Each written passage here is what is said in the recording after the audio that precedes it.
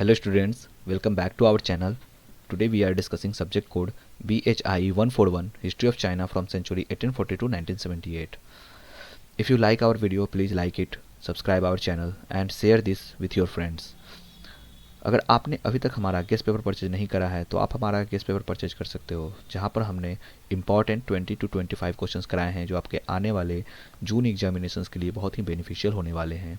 आपको करना क्या है, सिंपली गूगल पे जाना है, shop.hindustanknowledge.com सर्च करना है और वहाँ पर आपको सब्जेक्ट कोड के इंटर करके यहाँ पे आपको सर्च करना है। जैसे आपका सब्जेक्ट कोड BHIE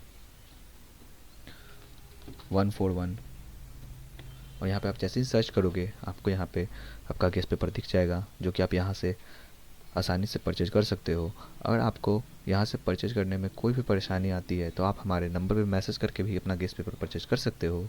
हमारा नंबर है 9580023321। अब चलते हैं हम अपने आज के सेशन के ऊपर। जो पहला क्वेश्चन है जिसको हम डिस्कस करने वाले हैं वो है discuss the political and economic struggles of the new regime of 1948। The year 1948 marked the beginning of a new regime in Pakistan after independence in August 1947। अगस्त 1947 में आज़ादी मिलने के बाद पाकिस्तान में एक नए दौर की शुरुआत हमको देखने को मिलती है। Country faced many political and economical challenges. Country काफ़ी हद तक राजनीतिक और आर्थिक चुनौतियों का सामना करती है, क्योंकि ये अभी तुरंत नई नई बनी हुई थी और इसमें कुछ स्ट्रॉन्ग इंस्टीट्यूशंस की कमी भी देखने को मिलती है। The leadership had to build a system of government and an economy almost from scratch. जो यहाँ पे नेतृत्व करता होते हैं वो यहाँ पर जो गवर्नमेंट होती है यानी जो सरकार होती है उसको, और साथ साथ जो यहाँ पे जो इकनॉमी होती है उसको लगभग स्क्रैच से शुरू करते हैं, यानी कि यहाँ पे एकदम जीरो से शुरू करते हैं उसको। While dealing with serious internal and external problems, उसके साथ साथ उनको डील करना पड़ता है कुछ आंतरिक और बाहरी प्रॉब्लम से भी। ठीक है, नेक्स्ट इज पॉलिटिकल स्ट्रक्चर को हम अब यहाँ पे देखेंगे। पहला है फॉर्म ऑफ गवर्नमेंट। पाकिस्तान ने अडॉप्ट किया था पार्लियामेंट्री सिस्टम को, जो कि उसने ब्रिटिश इंडिया से अडॉप्ट किया था। जो यहाँ पे गवर्नर जनरल होता था वो हेड होता था स्टेट का, और साथ ही साथ जो प्राइम मिनिस्टर होता था वो गवर्नमेंट का हेड होता था। अगर हम बात करें तो मोहम्मद अली जिन्ना, जिनको कि क़्वायद ए अज़ाम भी कहा जाता था, वो यहाँ पे पहले गवर्नर जनरल बनते हैं, और लियाकत अली खान जो थे वो यहाँ पे पहले प्राइम मिनिस्टर बनते हैं। कंस्टिट्यूएंट असेंबली का क्या रोल होता है यहाँ पे? जो कंस्टिट्यूएंट असेंबली होता है वो यहाँ पे रिस्पॉन्सिबल होता है नए नए कानून बनाने के लिए, साथ ही साथ एक नया संविधान बनाने के लिए। और जब तक एक कोई परमानेंट संविधान नहीं बन जाता है तो गवर्नमेंट ऑफ इंडिया जो एक्ट था 1935 का, उसको ये लोग इस्तेमाल करते हैं उसमें कुछ चेंजेस करके। इसकी वजह से काफ़ी ज़्यादा देरी भी होता है और जो गवर्नेंस होता है उसमें कन्फ्यूज़न भी क्रिएट हो जाता है। Third is the weak political institutions. जो पॉलिटिकल इंस्टीट्यूशंस होता है वो काफ़ी हद तक वीक और अनएक्सपीरियंस देखने को मिलता है। कुछ जो यहाँ पे जो ट्रेंड एडमिनिस्ट्रेटर्स और जो सीनियर ऑफिसर्स होते हैं वो भारत में ही रहने को चूज कर लेते हैं, और अचानक से जब डेथ हो जाता है क़्वायद ई अज़ाम का यानी मोहम्मद अली जिन्ना का 1948 में, तो इसके वजह से जो पॉलिटिकल स्टेबिलिटी होता है वो भी काफ़ी कमज़ोर देखने को मिलता है। फेडरल स्ट्रक्चर, पाकिस्तान जो था वो खुद को एक फेडरल स्टेट डिक्लेयर किया था, लेकिन in practice power remain centralised. अगर प्रैक्टिस में देखा जाए तो पावर फिर भी क्या था, यहाँ पे केंद्र शासित था। ठीक है, केंद्र के ऊपर सारा कंट्रोल यहाँ पे था। This caused dissatisfaction specially in east Pakistan where people felt politically ignored. इसकी वजह से काफ़ी हद तक एक डिससेटिस्फैक्शन की भावना आ जाती है, खास करके ईस्ट पाकिस्तान में जो कि बांग्लादेश है। और यहाँ पे जो लोग हैं वो काफ़ी हद तक अपने आप को पॉलिटिकली इग्नोर्ड समझते हैं। इकोनॉमिक स्ट्रक्चर की अगर बात करें तो एग्रीकल्चरल इकोनॉमी था, यानी कि पाकिस्तान का जो इकोनॉमी था 1948 में वो खास करके एग्रीकल्चरल बेस्ड था। उस समय ज़्यादातर पीपल जो थे वो फार्मिंग पे डिपेंड करते थे, लेकिन यहाँ पे भी कमी होती थी मॉडर्न टूल्स की, इरिगेशन फैसिलिटीज़ की और प्रॉपर प्लानिंग की। इसीलिए इनका जो एग्रीकल्चरल प्रोडक्टिविटी था वो काफ़ी कम हो गया था। Industrial weakness, at independence Pakistan inherited very few industries. जब आज़ादी होती है तो पाकिस्तान के पास बहुत ही कम इंडस्ट्रीज मिलती है। ज़्यादातर जो इंडस्ट्रीज होते हैं वो इंडिया में ही होते हैं। पाकिस्तान के पास फैक्ट्रीज़ की कमी होने की वजह से, मशीनरी की कमी और स्किल लेबर की कमी होने की वजह से इनका इंडस्ट्रियल ग्रोथ जो था वो काफ़ी स्लो हो जाता है शुरुआती सालों में। Financial problems, Pakistan faced several financial difficulties. Pakistan को कई हद तक फाइनेंशियल डिफ़िकल्टीज़ का भी फेस करना पड़ता है। It receive a small share of cash assets from India. इसको भारत से बहुत ही थोड़े मात्रा में ही कैश एसेट्स प्रदान किया जाता है, and even that was delayed, वो भी बहुत देर से ही इसको मिलता है। The government struggle to run to day to day affairs and relied heavily और लिमिटेड सोर्सेज। जो यहाँ पे सरकार होती है वो अपने प्रतिदिन के भी काम करने के लिए बहुत ही स्ट्रगल करती है, और साथ ही साथ अपने जो उनके लिमिटेड सोर्स होते हैं उसी पे वो ज़्यादातर निर्भर रहती है।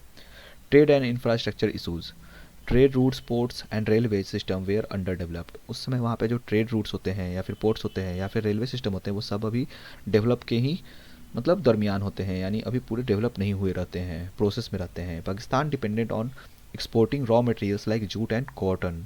पाकिस्तान ज़्यादातर डिपेंड रहता है अपने रॉ मटेरियल्स को एक्सपोर्ट करने में, जैसे जूट हो गया, कॉटन कपास हो गया, while importing finishing goods which increase economic dependence on other countries. और ज़्यादातर वो फिनिशिंग गुड्स को इम्पोर्ट करते हैं, जिसके वजह से इनका जो ज़्यादा डिपेंडेंस हो जाता है वो दूसरे देशों पे हो जाता है। कंक्लूजन में हम देखेंगे the new regime of 1948 faced enormous political and economical challenges. जो नया दौर आता है 1948 का, उसकी वजह से काफ़ी हद तक राजनीतिक और आर्थिक यहाँ पे चैलेंजेस का सामना करना पड़ता है। Politically the country lacked a constitution, a stable institution and experienced leadership. शुरुआती में यहाँ पर पॉलिटिकली अगर हम देखें तो कंट्री में बहुत हद तक कमी हमको देखने को मिलता है राजनीति की अच्छे से, ना ही यहाँ पर एक अच्छा संविधान होता है, ना ही कोई एक स्टेबल इंस्टीट्यूशन होता है, और साथ ही साथ एक्सपीरियंस लीडरशिप की भी कमी होती है। इकोनॉमिकली अगर देखें तो पाकिस्तान जो है वो एक वीक इंडस्ट्रीज के साथ शुरुआत करता है, साथ ही साथ उसके पास लिमिटेड फाइनेंस होते हैं और वो एक एग्रीकल्चरल बेस इकोनॉमी होता है। इतने डिफ़िकल्टीज़ के साथ साथ जो स्टेट का फाउंडेशन होता है वो एक स्ट्रॉन्ग डिटर्मिनेशन के साथ वो लोग शुरू करते हैं, जो कि बाद में पाकिस्तान को एक स्टेबिलिटी और डेवलपमेंट की ओर ले जाता है। तो ये था कि किस तरह से पाकिस्तान में आर्थिक और राजनीतिक समस्याओं के बावजूद वो एक अच्छे से उभर करके सामने आता है। अब हम नेक्स्ट क्वेश्चन डिस्कस करने वाले हैं, what was the reform movement of 1898। Discuss the main thinkers of the movement. Sorry, the main movement of 1898 was an important political and social reform movement in China during the late Qing dynasty। तो जो reform movement हुआ था 1898 का, वो बहुत ही important political और social reform लाया था चाइना के अंदर, जब किंग डायनेस्टी का अंतिम दौर चल रहा था। It was known as the 100 days reforms because it lasted for about 3 months from June to September 1898। और इसकी को 100 डे रिफॉर्म भी कहा गया था क्योंकि ये लगभग 3 महीने तक चला था, जून से लेके सितंबर तक 1898 में। The movement aimed to strengthen China by introducing modern ideas in education, government, economy and the military। जो ये मूवमेंट आया था इसका मेन जो एम था कि वो चाइना को और मजबूत करे किन क्षेत्रों में, तो एजुकेशन में मॉडर्नाइजेशन ला करके, गवर्नमेंट को अच्छा बना करके, इकोनॉमी और मिलिट्री को मजबूत करके। At that time China was weak due to foreign control, internal corruption and outdated system. उस समय चाइना जो था वो काफ़ी कमज़ोर था क्योंकि यहाँ पे फॉरेन का कंट्रोल था, साथ ही साथ इंटरनल में बहुत ज़्यादा करप्शन हो गया था और इनका जो सिस्टम था वो बहुत ही पुराना चल रहा था, आउटडेटेड हो गया था। Reformers believe that only modern reform could save the country. जो यहाँ पे रिफॉर्मर्स होते थे वो ये मानते थे कि अगर हम मॉडर्न रिफॉर्म करेंगे वही देश को सिर्फ बचाने का एक कारण हो सकता है। मूवमेंट का हम बैकग्राउंड देखेंगे। By the end of 19th century China had suffered military defeats at the hands of western powers and Japan. 19वीं शताब्दी के अंत में हमको देखने को मिलता है कि चाइना जो है वो काफ़ी हद तक मिलिट्री डिफीट्स फेस करता है, जो कि उसको वेस्टर्न पावर्स के द्वारा और जापान के द्वारा मिलता है। The old Confucian system and traditional administration they are unable to meet modern challenges. जो उनका पुराना कन्फ्यूशियन सिस्टम होता है, जो कि एक अपना ट्रेडिशनल एडमिनिस्ट्रेशन को मानता है, वो अनेबल हो जाता है मॉडर्न चैलेंजेस को फेस करने के लिए। Many educated Chinese scholars were influenced by Western ideas such as science, democracy and constitutional government। बहुत सारे जो एजुकेटेड चाइनीज स्कॉलर्स होते हैं, ठीक है, वो यहाँ पर इन्फ्लुएंस हो जाते हैं वेस्टर्न आइडियाज़ से, जैसे कि साइंस से प्रभावित होते हैं, डेमोक्रेसी से और कॉन्स्टिट्यूशनल गवर्नमेंट से। They wanted reform China peacefully from with in rather than through revolution. वो चाहते थे कि चाइना में आसानी से शांतिपूर्वक क्या हो जाए, बदलाव किए जाए बिना किसी आंदोलन के। एम क्या था इस रिफॉर्म का, आखिर एम क्या था, इसको हम समझेंगे। जो मेन गोल्स था इस रिफॉर्म का वो था कि एजुकेशन सिस्टम को मॉडर्नाइज करना, सिविल सर्विस एग्जामिनेशन में रिफॉर्म लाना, एग्रीकल्चर इंडस्ट्री और ट्रेड को इम्प्रूव करना, आर्मी और नेवी को स्ट्रेंथ करना, मजबूत करना, और कॉन्स्टिट्यूशनल और एडमिनिस्ट्रेटिव रिफॉर्म्स को भी इंट्रोड्यूस करना। अब हम इसके कुछ थिंकर्स को डिस्कस कर लेते हैं। जो मेन थिंकर्स थे रिफॉर्म के उसको हम बात करते हैं। सबसे पहले हैं Kang Youwei. Kang Youwei was the leading thinker of the reform movement. इस रिफॉर्म मूवमेंट के एक सबसे लीडिंग थिंकर ये थे, सबसे अहम, ठीक है, ये थिंकर थे। ही believe that Confucian teaching supported reform and progress. ये मानते थे कि जो कन्फ्यूशियन टीचिंग है वो रिफॉर्म और प्रोग्रेस को सपोर्ट करता है।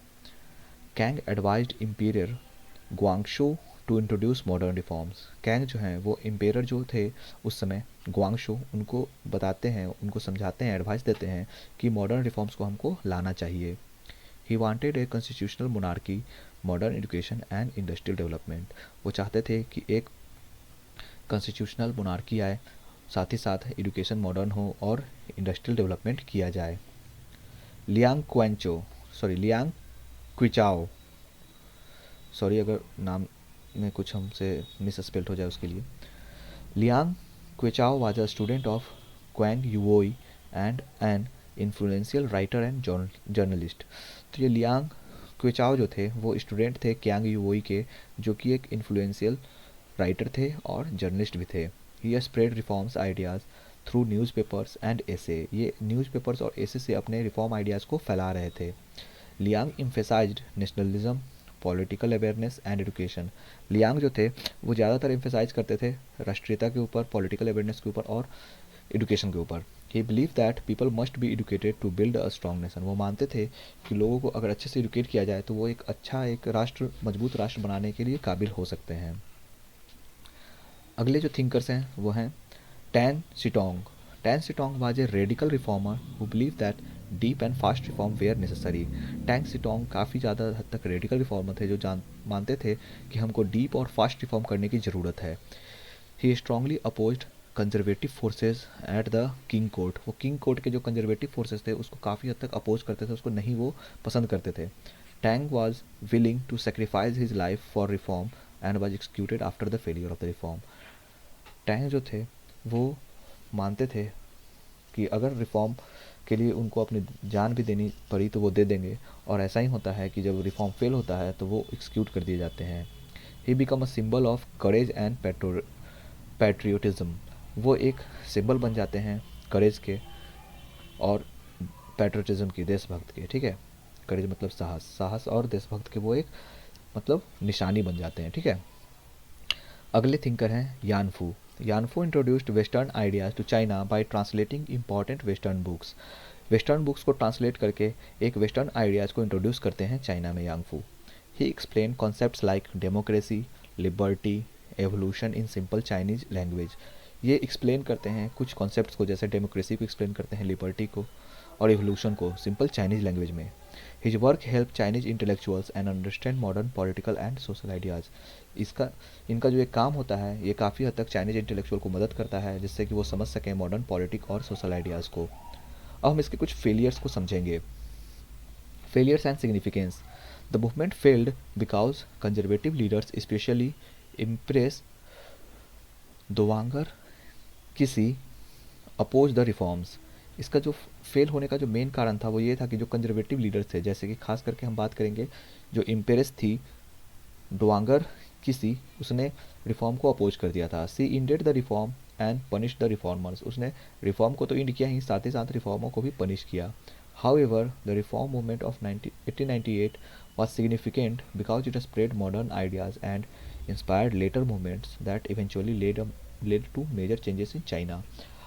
अब ये रिफॉर्म भले ही इनका मतलब फेल कर गया हो, लेकिन जो 1898 का रिफॉर्म मूवमेंट था ये काफ़ी हद तक सिग्निफिकेंट फिर भी रहा, क्योंकि ये आने वाले रिफॉर्म मूवमेंट के लिए ये एक मॉडर्न आइडियाज़ लेकर के आया और इंस्पायर किया बाद में होने वाले मूवमेंट्स को, और इसी की वजह से चाइना में एक बड़ा बदलाव भी देखने को मिलता है बाद में। कंक्लूजन में देखेंगे, the reform movement of 1898 was a brave attempt to modernise China peacefully. ये जो आंदोलन था 1898 का, ये एक बहुत ही साहसी आंदोलन था जो कि चाइना को पीसफुली मॉडर्नाइज करने की कोशिश थी। Although it failed, it ideas played a key role in shaping China's future reforms and revolutions. चूँकि ये फेल हो जाता है फिर भी इसका जो आइडिया होता है वो बाद में होने वाले रिफॉर्म्स और रेवोल्यूशंस के लिए काफ़ी हद तक की रोल साबित होता है। तो इस तरह से हम देख लिए कि किस तरह से जो रिफॉर्म मूवमेंट हुआ था 1898 का वो कैसा रहा था, चाइना में इसका क्या प्रभाव हुआ था। नेक्स्ट क्वेश्चन हम देखेंगे, explain the rise of modern nationalism in China and its major features. Modern nationalism in China develop mainly during the late 19th and early 20th century. तो 19वीं शताब्दी के अंत और 20वीं शताब्दी के शुरुआती समय में हमको चाइना में एक मॉडर्न नेशनलिज्म देखने की मिलता है। For a long time China believe itself to a powerful and self sufficient empire. लंबे समय से चाइना मानता था कि वो क्या है, एक बहुत ही ताकतवर और आत्मनिर्भर क्या है, एक एम्पायर है। However foreign aggressions, internal weakness and social unrest force the Chinese people to rethink their identity and future. जबकि जो बाहरी उस पर एग्रेशन होना, फॉरेन एग्रेशन और आंतरिक कमजोरियाँ, साथ ही साथ सोशल अनरेस्ट, ठीक है, सामाजिक में जो संतुलन था वो नहीं बना, जिसके वजह से जो चाइनीज़ पीपल थे वो फिर से अपने आइडेंटिटी और फ्यूचर के बारे में सोचते हैं। This led to rise of modern Chinese nationalism, और इसी की वजह से उनमें एक चाइनीज नेशनलिज्म का, मॉडर्न चाइनीज नेशनलिज्म का राइज देखने को मिलता है। अब हम इसके कुछ काउजेस को देखेंगे। First is the cause of rise of cause for the rise of modern nationalism in China. The first is impact of Western imperialism. Western imperialism का impact होना. China faced heavily pressure from Western powers after the Opium War 1839 to 42 and 1856 to 60. जो western powers होते हैं उनके तरफ से काफ़ी high pressure देखने को मिलता है चाइना में, जो कि ओपियम वार के बाद शुरू होता है। Countries like Britain, France and later Japan force China to sign in unequal treaties. देश जैसे कि ब्रिटेन हो गया, फ्रांस हो गया, जापान हो गया, वो चाइना को फोर्सफुली उनसे अनइक्वल ट्रीटी साइन करवाते हैं। This treaty took away China's territories, opened ports for to foreign trade and weakened China's sovereignty.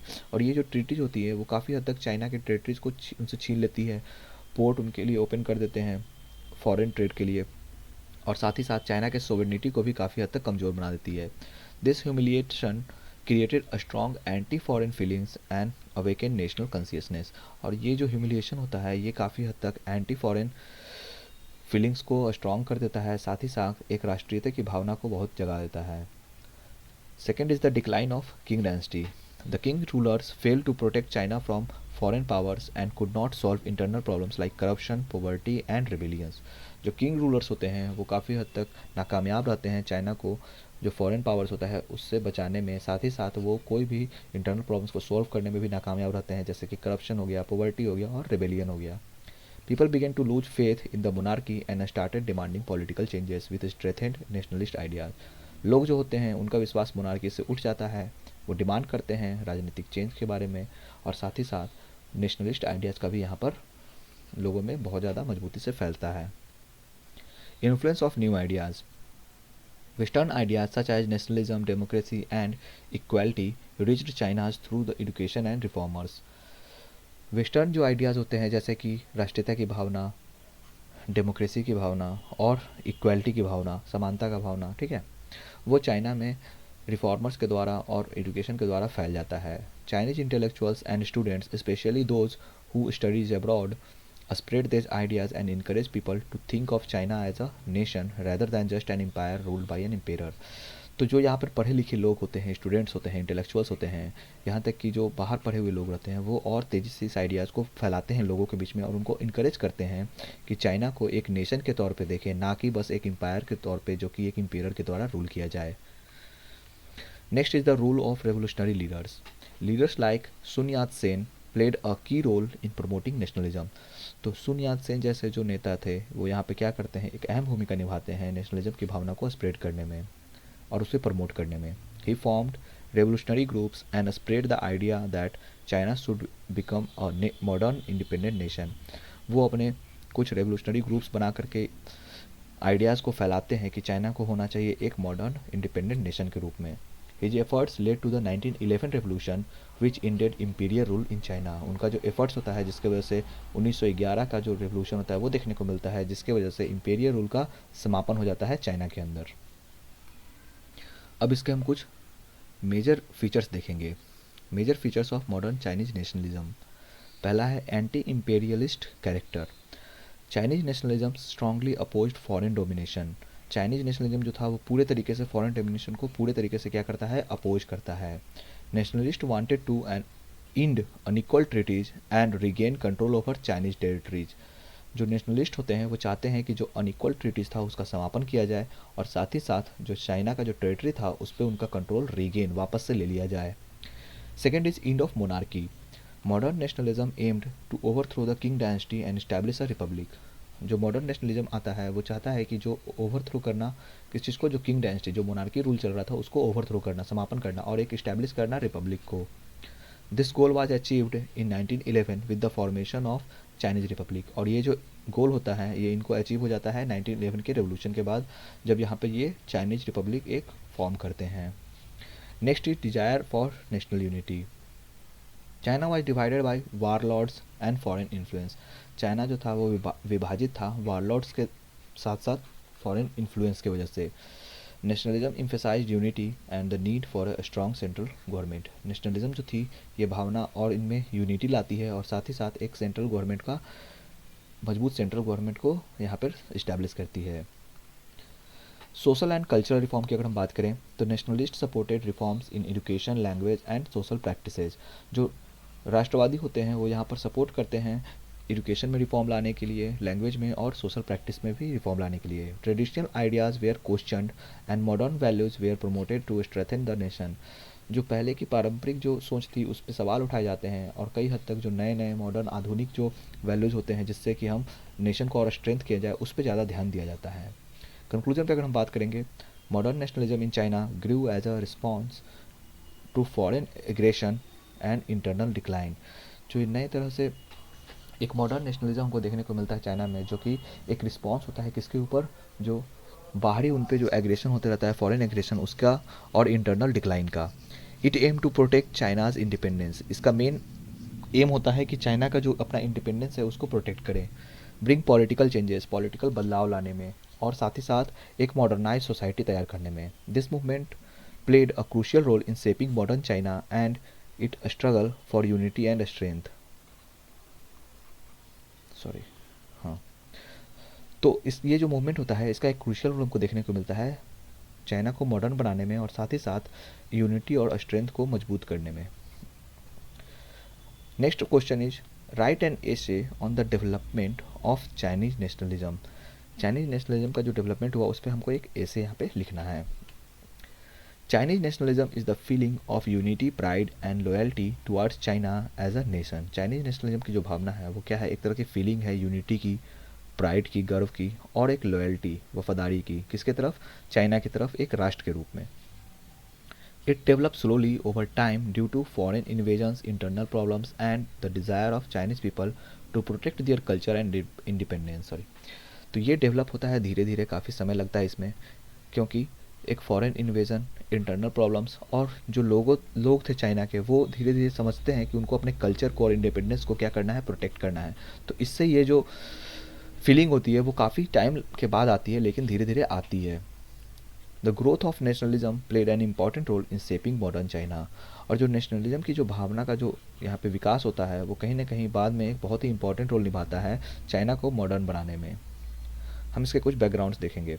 For a long time China saw itself as a cultural civilisation rather than a modern nation state. एक लंबे समय के लिए China क्या था, अपने आप को एक कल्चरल सिविलाइजेशन मानता था, ना कि कोई एक राष्ट्रीय स्टेट के रूप में। Loyalty was mainly toward the emperor and the dynasty. जो लॉयल्टी था वो ज़्यादातर किसके तरफ था, इम्पेरर की तरफ था और डायनेस्टी की तरफ था, नॉट टुवार्ड द नेशन, राष्ट्र की तरफ बिल्कुल नहीं था। ठीक है, वहाँ पे राजा को ही वो लोग सबसे ऊपर मानते थे और उसी का सबसे ज़्यादा वफादारी करते थे। During the Qing dynasty 1644 to 1911 China become weak due to corruption, population pressure and lack of modernisation. तो जब तक किंग डायनेस्टी था यानी कि 1644 से 1911 तक, तब तक चाइना काफ़ी कमज़ोर था क्योंकि बहुत ज़्यादा करप्शन हो गया था, पॉपुलेशन का प्रेशर बढ़ा हुआ था और साथ ही साथ मॉडर्नाइजेशन का भी कमी था। This weakness became clear when western powers force China to open its ports after the opium war. और ये जो वीकनेस था वो तब ज़्यादा साफ पता चलता है लोगों को जब वेस्टर्न पावर्स इन पे दबाव डालते हैं और चाइना को फोर्स करता है कि वो अपने पोर्ट्स इनके लिए क्या कर दें, ओपन कर दें ओपियम वॉर के बाद। This humiliation shocked Chinese people and led the foundation for nationalism. ये जो ह्यूमिलिएशन होता है वो चाइनीज पीपल को क्या कर देता है, पूरे तरीके से अचंभित कर देता है, शॉक कर देता है, और इसी की वजह से एक राष्ट्रीयता की भावना यहाँ पे इनमें जागती है और इसकी शुरुआत होती है। Impact of foreign imperialism. Foreign dominant greatly increased China's nationalist feelings. जो बाहरी इन पे दबाव पड़ता है, बाहर का जो इन पे वर्चस्व भारी हो जाता है, ज़्यादा हो जाता है, जिसकी वजह से चाइना के अंदर नेशनलिज्म फीलिंग की भावना बहुत तेज़ी से फैलती है। European powers and Japan to control to Chinese ports trade and territory. European powers और जापान मिल करके चाइना के ऊपर अपना कंट्रोल करते हैं, उनके पोर्ट्स के ऊपर, ट्रेड के ऊपर और टेरिटरी के ऊपर। The loss of Hong Kong to Britain and defeat by Japan in the Sino Japanese war deeply hurt Chinese pride. Hong Kong को खो देना ब्रिटेन को, और साथ ही साथ जापान से हार जाना सीनो जापानीज वॉर में, जो कि काफ़ी हर्ट करता है चाइना के गर्व को। Many Chinese began to realise that China needed reform and unity to survive. बहुत सारे चाइनीज उस समय ये मानते हैं कि हमको क्या करना होगा, रिफॉर्म करना होगा, और साथ ही साथ हमको अगर सर्वाइव करना है तो यूनिटी भी लानी पड़ेगी। Anti foreign movements like boxer rebellion 1900 showed growing resistance against imperialism.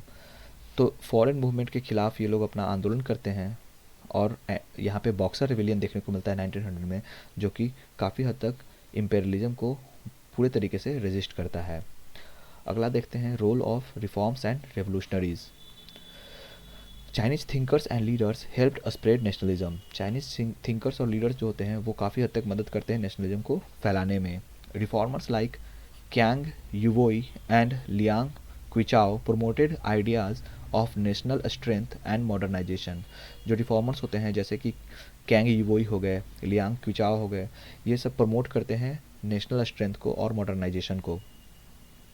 Soon Yat Sen played a major role by leading the 1911 revolution which ended the Qing dynasty. Sun Yat Sen जो एक यहाँ पे leader हैं वो क्या करते हैं, अहम रोल निभाते हैं 1911 के रेवोल्यूशन को लीड करने में, साथ ही साथ किंग डायनेस्टी को भी वो समाप्त करने में मदद करते हैं। He promoted nationalism as one of his 3 principles of the people. अपने जो 3 सिद्धांत वो दिए थे लोगों के लिए, उसमें से एक उनका यही होता है कि हमको नेशनलिज्म को क्या करना है, प्रमोट करना है। Aiming to unite China and remove foreign control, जिसका एम होता है कि हमको चाइना को यूनाइट करना है और फॉरेन कंट्रोल को समाप्त करना है। Next is nationalism in the 20th century. The May 4th movement of 1911 marked a strong rise in nationalism. जो 4th May 1919 का जो ये मूवमेंट होता है, ये एक पूरे तरीके से एक मार्क बन जाता है राइज ऑफ नेशनलिज्म का। Students protest against foreign influence and demanding political and cultural reforms. जो स्टूडेंट्स होते हैं वो प्रोटेस्ट करने लगते हैं फॉरेन इन्फ्लुएंस को, और डिमांड करते हैं कि उनको पॉलिटिकल और कल्चरल रिफॉर्म्स की नीड है अब। Later both the nationalist party and the communist party use nationalism to gain support. बाद में जो नेशनलिस्ट पार्टी और कम्युनिस्ट पार्टी होती है उन दोनों का इस्तेमाल किया जाता है नेशनलिज्म को सपोर्ट करने के लिए। Resistance against Japanese invasion during 1930 and 1940 further United the Chinese people. उसके बाद 1930 के दशक में और 1940 के दशक में जो रेजिस्टेंस होता है जापानीज इन्वेजन का, वो और हद तक चाइनीज़ पीपल को क्या कर देता है, यूनाइट कर देता है, लोगों को एक साथ ले आता है। कंक्लूजन में हम देखेंगे the development of Chinese nationalism was saved by foreign aggression, internal weakness and the efforts of leaders and movements. जो डेवलपमेंट होता है चाइनीज नेशनलिज्म का वो सभी का मिला करके यहाँ पे होता है, जैसे कि फॉरेन एग्रेशंस का भी एक इसमें रोल होता है, इंटरनल वीकनेस और लीडर्स के एफर्ट्स और मूवमेंट्स के दौरान होता है।